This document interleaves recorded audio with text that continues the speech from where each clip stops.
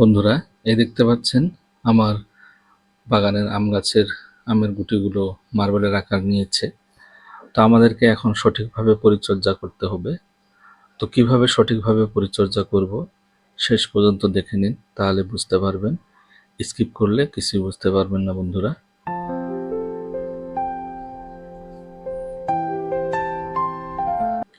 বন্ধুরা, সবাইকে স্বাগতম জানাই মুশফিক অর্গানিক গার্ডেনে। নতুন বন্ধুদের কাছে আবেদন রইল, আমার চ্যানেলটিকে সাবস্ক্রাইব করে নেবেন এবং নোটিফিকেশনের জন্য বেল আইকনটি অবশ্যই প্রেস করে নেবেন। তো বন্ধুরা, এই দেখতে পাচ্ছেন এটি আমার বাগানের একটি ব্যানানা ম্যাঙ্গোর গাছ। আমের গুটিগুলো মার্বেলের আকার নিয়েছে। তো এখন আমাদেরকে সঠিকভাবে পরিচর্যা করতে হবে। গাছে অনেক গুটি সেট হয়ে গিয়েছে। তো সঠিকভাবে যদি আমরা না পরিচর্যা করি তাহলে আমাদের এই গুটিগুলো ঝরে পড়ে যাবে। এর আগে আমার একটি ভিডিও দেওয়া আছে, সেটি হলো মটর দানার মতো যদি গুটিগুলো হয় তখন আমরা কিভাবে পরিচর্যা করব, সেটি ভিন্ন পরিচর্যা। আর আজকে যে পরিচর্যা করতেছি আমি, এটি হলো ভিন্ন পরিচর্যা।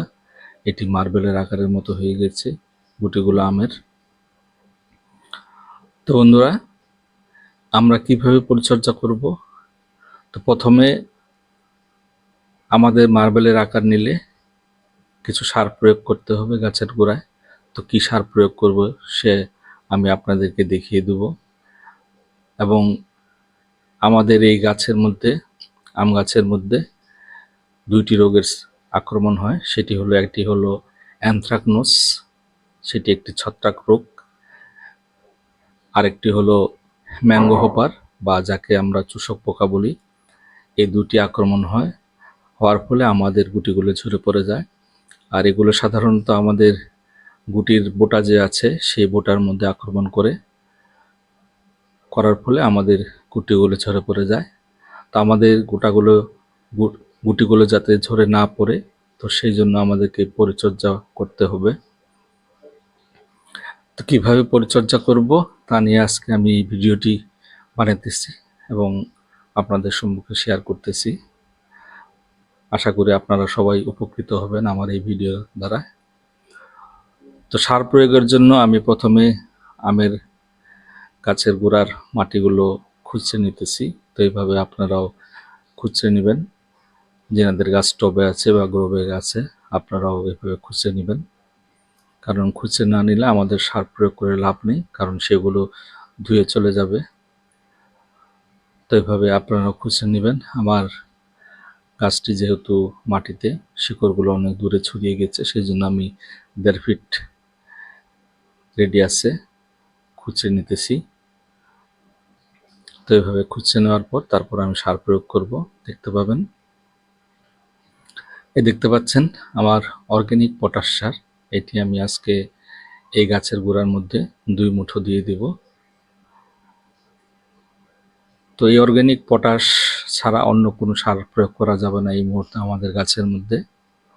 শুধুমাত্র আপনারা পটাশ সার প্রয়োগ করতে পারবেন যখন গুটিগুলো মার্বেলের আকারের মতো হয়ে যাবে আমের গুটিগুলো।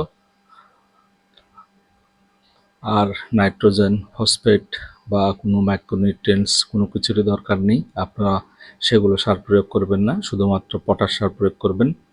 কারণ পটাশ সার প্রয়োগ করলে ফলের মিষ্টতা বাড়িয়ে তোলে এবং ফলের আকারও বৃদ্ধি করে এবং গুটি ঝরা কমে যায় এবং গাছের মজবুতি বাড়ায়। তো সেই জন্য আমি পটাশ সার প্রয়োগ করতেছি। তো এখন আমি মাটির সঙ্গে লেবেল করে নিতেছি, ভালোভাবে মিশিয়ে নিতেছি যে সারগুলো প্রয়োগ করলাম। তো এইভাবে আপনারাও প্রয়োগ করতে পারেন।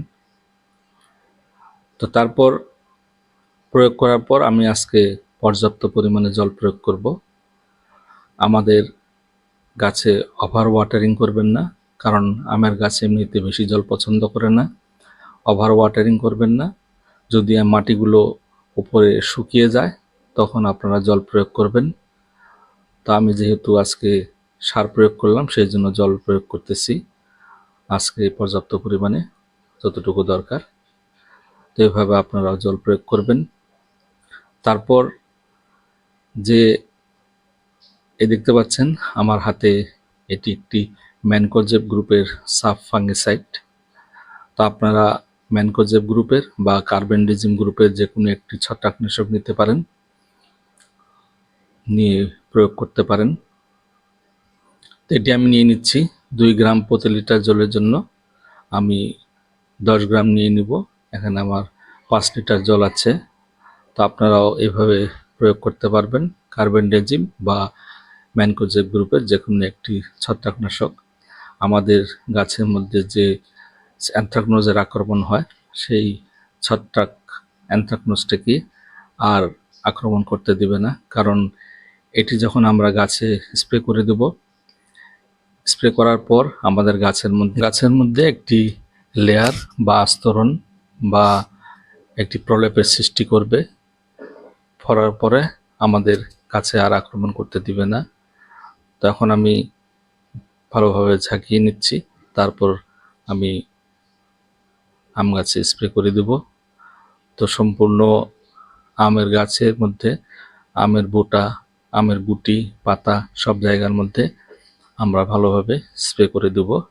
তো এইভাবে আপনারাও স্প্রে করে দিবেন সমস্ত জায়গার মধ্যে, যাতে কোনো জায়গা বাদ না থাকে।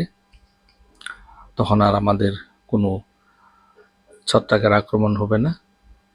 তো এইভাবে আক্রমণকে আমরা রক্ষা করতে পারবো ছত্রাকের আক্রমণ থেকে। তো বন্ধুরা, এভাবে সবগুলো গাছের মধ্যে আমি করে নেব, কিন্তু সম্পূর্ণ দেখালে অনেক লম্বা ভিডিও হয়ে যাবে। তো তারপর আমি দেখতে পাচ্ছেন আমি একটি সাইপারমেথ্রিন গ্রুপের কীটনাশক নিয়ে নিতেছি 10% ইসি। তো এটি 2 ml প্রতি লিটার জলের জন্য নিয়ে নেব। তো আপনারা ইমিডাক্লোরপ্রিড বা সাইপারমেথ্রিন গ্রুপের যে কোনো একটি কীটনাশক ব্যবহার করতে পারেন। যে সমস্ত ম্যাঙ্গো হপার বা চোষক পোকা বলা হয় যাদেরকে, সেই সমস্ত হাত থেকে আমাদের আমের গুটিগুলো রক্ষা পাবে। তো এখানে আমার 5 লিটার জল আছে, আমি 10 ml নিয়ে নিচ্ছি। তো এইভাবে আপনারাও 10 ml নিয়ে নেবেন ইমিডাক্লোরপ্রিড বা যে কোনো সাইপারমেথ্রিন গ্রুপের 10% ইসি। কিন্তু প্রফেক্স সুপার আপনারা নেবেন না, কারণ প্রফেক্স সুপার একটি খুব পাওয়ারফুল মেডিসিন বা কীটনাশক, সেটি ব্যবহার না করাই ভালো আম গাছে। তো এটি আমি এখন আমার গাছের মধ্যে স্প্রে করে দেব। যে সমস্ত ম্যাঙ্গো হপার বা চোষক পোকা আছে সেগুলো আর আক্রমণ করতে পারবে না, কারণ এর মেয়াদ মোটামুটি 15 দিন বা 20 দিন থাকে। তারপর 15 দিন বা 20 দিন পর আমাদেরকে আবার এই সমস্ত স্প্রে করে দিতে হবে। তো এইভাবে আপনারা স্প্রে করবেন। আর দেখতে পেলেন আমি এই কীটনাশক আর ছত্রাকনাশক দুইটি আলাদা আলাদাভাবে স্প্রে করে দিলাম। আমি ছত্রাকনাশকের ঠিক আধা ঘন্টা পরে এই কীটনাশকটি প্রয়োগ করতেছি। তো এইভাবে আলাদা করে আপনারাও প্রয়োগ করবেন। এগুলো যেহেতু কেমিক্যাল, একসঙ্গে মিশিয়ে করলে আমাদের হয়তো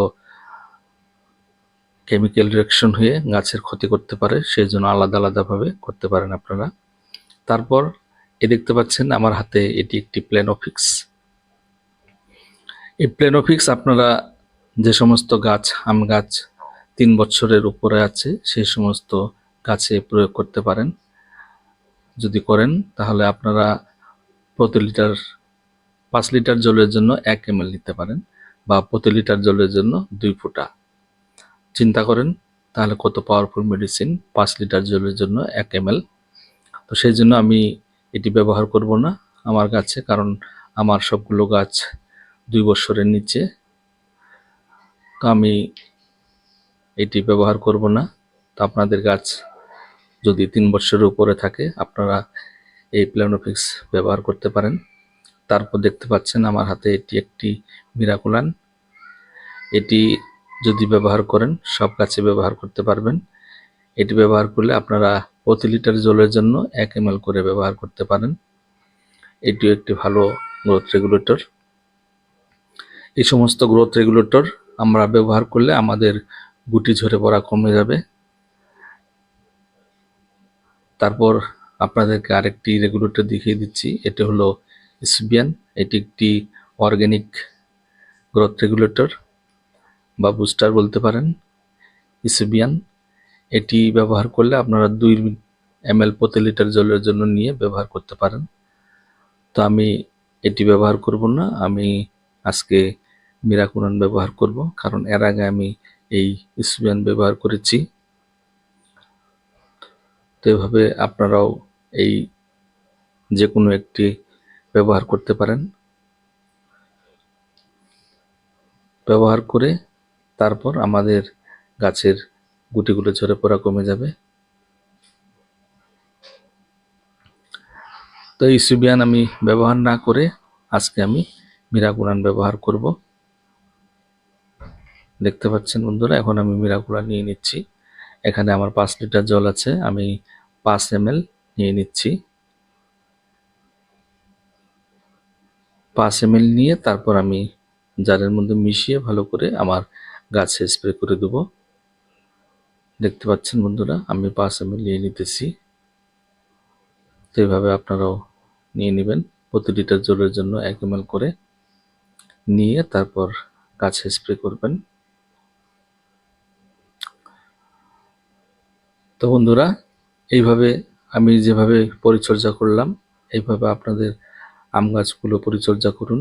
আপনাদের আমের গুটিগুলো যদি মার্বেলের মতো হয়ে থাকে আর যদি মটর দানার মতো হয়ে থাকে, আমার আগে পরিচর্যা দেওয়া আছে, সেই আগের পরিচর্যাটি দেখে নিয়ে আমার চ্যানেলে গিয়ে সেই পরিচর্যা করতে পারবেন।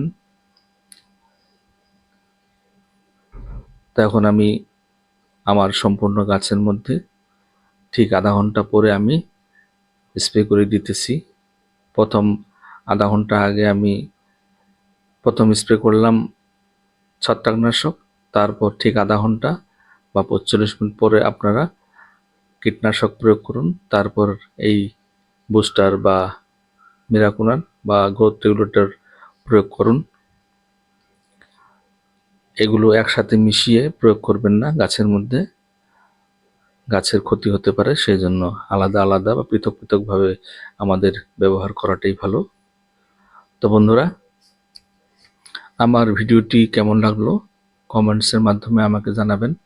যদি ভালো লাগে একটা লাইক দিবেন, বন্ধুদের সাথে শেয়ার করবেন। সবাইকে ধন্যবাদ জানাই আজকে ভিডিওটি এখানে শেষ করলাম। ধন্যবাদ।